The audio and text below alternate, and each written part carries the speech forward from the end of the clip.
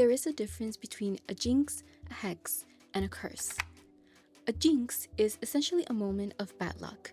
Short, but, well, perhaps not so sweet. A hex is deliberate, but it's mild and short-lived. A curse, however, is deliberate, long-lasting, generational even, and brings upon misfortune. Psychologists define perfectionism as a personality trait that drives people to pursue goals with little tolerance for mistakes. From an external perspective, a perfectionist may seem as someone who is highly motivated. If we consider the capitalistic rush society we live in and the prioritization of output, it might even be seen as a fairly good thing, a hard worker that does their job well. Perhaps then we are looking at an adaptive perfectionist, someone who sets high personal standards and works actively towards those goals. However, perfectionists often struggle with fear of failure, obsessive self-criticism, difficulty enjoying when things do pan out, and procrastinating due to such high standards. This sort of behavior starts to lean towards maladaptive perfectionism, which leads to a sense of inadequacy when this elusive impossibility of perfection is not achieved. Maladaptive perfectionism is frequently accompanied by depression, anxiety, OCD, EDs, and objections to life. Many studies have repeatedly shown perfectionism is a risk to mental health and interpersonal relationships. It has even been linked to lower empathy. Perfectionism is one of those traits where the importance and concern given is very low, but it can be very insidious. A perfectionist may have all or nothing thinking, believing anything imperfect is a failure. They can be highly critical to the point of outright magnifying mistakes and catastrophizing. They may overlook achievements altogether, focusing on the next goal and output because perfectionism focuses on the results. Effort does not matter. The process, the journey does not matter. The outcome is what defines the person. Defensiveness is also common with perfectionism. Feedback tends to land like proof of failure rather than an opportunity for growth. There are 3 types of perfectionism. Self-oriented means you are imposing unrealistic standards upon yourself. Other-oriented means you are imposing unrealistic standards onto others.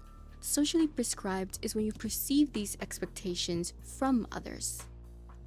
It is of no surprise perfectionism is caused by childhood pressures and traumas, cultural expectations, criticism during formative years, and social messaging that equates worth with results.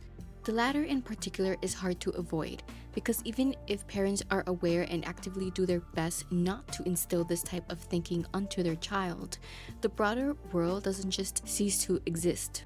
Especially when the standard is a meritocracy fallacy where the system itself is not designed to reward merit at all, but pushes people to compete and prove themselves regardless. If you have ever dealt with decision paralysis or imposter syndrome, perfectionism. The ironic thing, of course, is that in the artist's search for perfection, researchers have hypothesized perfectionist thinking impedes in the creative process.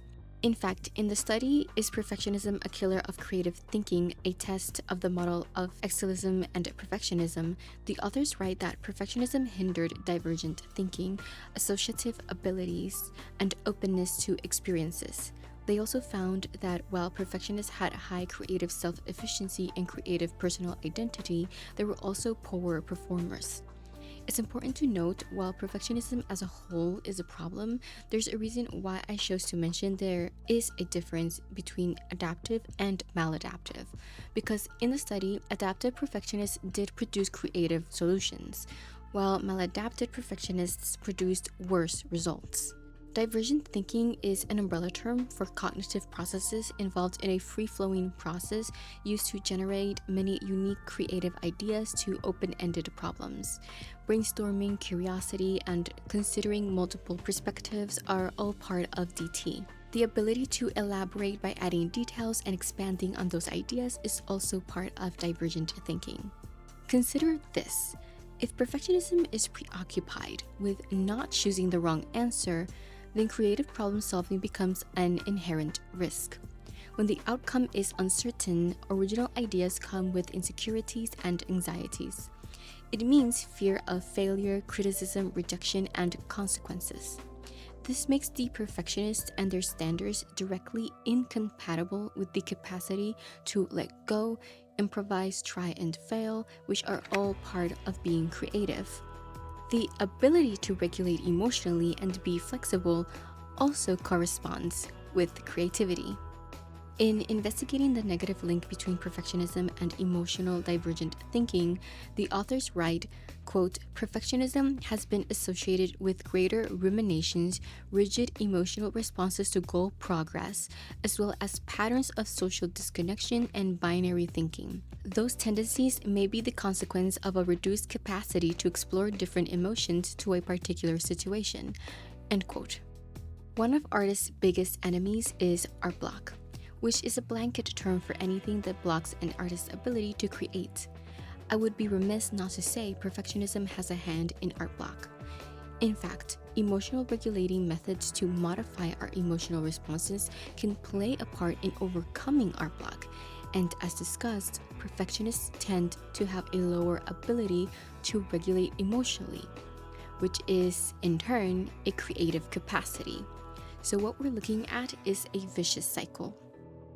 In a Science Direct article titled "When the Creative Well Dries Up, Burnout Syndrome and Art Block in Artist Sample," the authors write, quote, "Most artists know the feeling when the creative well dries up.